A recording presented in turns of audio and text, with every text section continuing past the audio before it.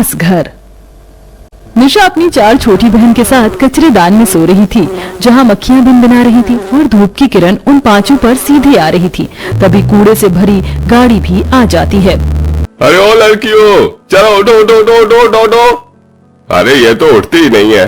पता नहीं इतनी गर्मी में इस गंदगी भरे कूड़े कचरे में कैसे सो गए ये लोग। खैर मुझे क्या, मुझे अपना कचरा फेंक कर जाना है। गाड़ी वाला सारा कचरा खाली करके चला जाता है, जिसमें की गंदी बात से वह गरीब 5 बहनें उठ जाती हैं। दीदी कितनी गंदी बात आ रही है। कूड़े में मेरी तो फ्रॉक भी गंदू गंदू हो गई है। ये मुझको माँ ने दिलाई थी। फिर 5 साल की पूजा अपनी फ्रॉक को देख देख कर बहुत रोती है। उसके संग में चारों बहनें सोनी, करिश्मा, रवीना, निशा भी उदास हो जाती है, क्योंकि वह सबसे छोटी थी। रो मत पूजा, तुम्हारी दीदी है ना, मैं तुम्हें नई फ्रॉक दिला दूंगी। तुम सिर्फ और सिर्फ झूठ बोलती हो दीदी। तुम हमारे लिए घर भी नहीं बना पा रही हो। देखो हमें कचरे में सोना पड़ता है, वो भी इतनी गर्मी में। नीनी भी नहीं आती है। पूजा अपनी नासमझी में अपनी बड़ी बहन को बहुत कोसती है।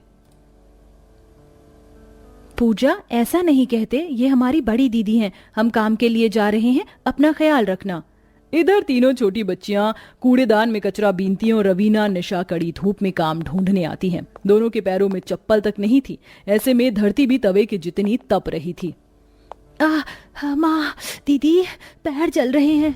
समझ सकती हूँ बहन, लेकिन पैसे भी तो नहीं हैं। दोनों एक जूस पानी की दुकान पर आती हैं।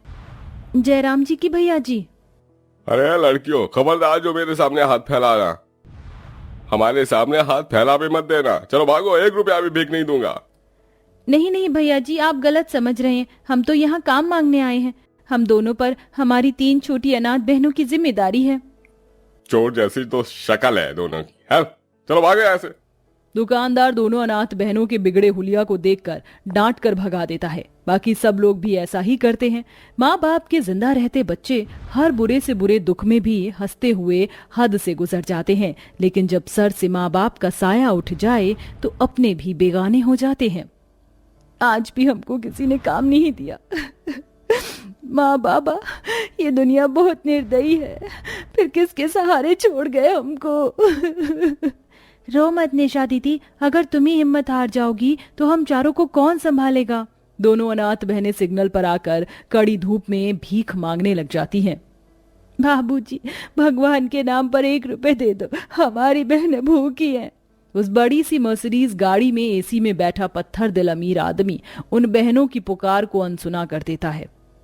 अरे लड़कियों, हट जाओ, मेरी गाड़ी के आगे से हटो। ड्राइवर, गाड़ी भगाओ। साहब, 1-2 रुपए ही दे दो, भगवान तुम्हारा घर आबाद रखे। गाड़ी फुल स्पीड में चल पड़ती है और रवीना कंकड़ भरे सड़क पर गिरकर जख्मी हो जाती है और रोते हुए कहती है, याद है दीदी, इस शहर में हम अपनी माँ के साथ न जाने एक नई जिंदगी शुरू करने की कितनी उम्मीद लेकर आए थे। हाँ